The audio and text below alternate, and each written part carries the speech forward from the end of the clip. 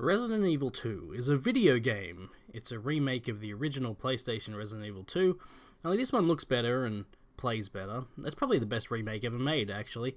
It's already the frontrunner for Game of the Year, which I'm conflicted about because it's a remake, but it's just that good. So get it, and play it, and get scared, and wet your pants, and change your pants, and wash the wet ones, and hang them on the line, and go back to the game, and realize you didn't pause the game, and you've now gone back to an old save, because this fucking asshole smacked you in your dumb face.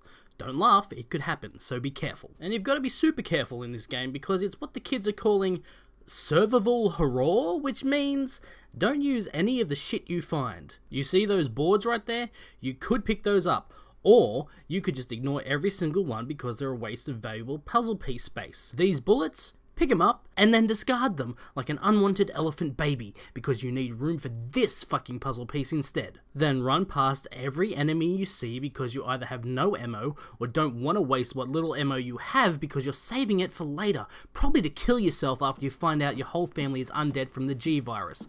Wait, what happened to the T virus? Doesn't matter, nobody in the game makes a distinction, so as far as I know, it's the same shit. So, you can choose to play as Claire, or Leon, and then once you finish your chosen story, you can change over to the other character and play pretty much the same game. I mean, it's not exactly the same.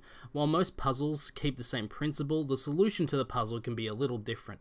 But this means that the stories from the two characters might as well be set in alternate universes because both of them have to do the exact same puzzles. There's not ever a time in Claire's campaign where she says, "Oh, Leon's been here, thank fuck, because now I don't have to do this shitty puzzle to progress. Yay!" No, you do have to do that shitty puzzle, and so does Leon. It doesn't make any fucking sense whatsoever.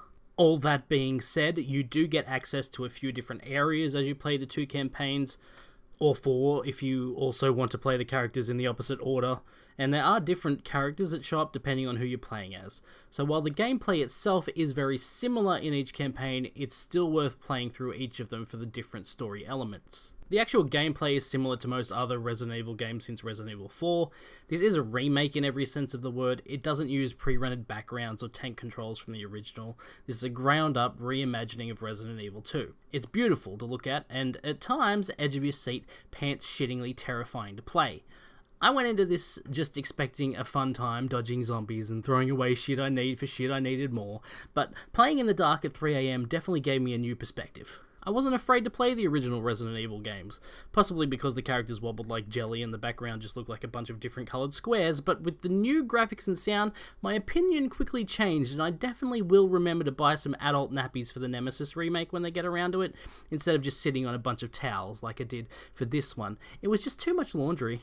Now, even though I filled my clothesline with piss-soaked towels, I still had a lot of fun with this, and I think Capcom did an amazing job updating the entire game. It's very well polished and never dips below 60 frames while playing. The RE engine is a marvelous thing to behold, the facial animation in the characters is superb, and the way that the zombies break apart on those rare occasions where you've decided to waste ammo is both joyous and wonderful. The Resident Evil 2 remake is great, and you should play it. It's fun, it's creepy, the puzzles aren't terribly difficult, but they're just a way to progress through the game more than anything else. It's very well polished, the graphics are beautifully disgusting, the characters are likeable, and there's a ton of shit to do to keep you coming back time and time again. If you haven't already, go pick yourself up a copy. The lickers can get fucked though.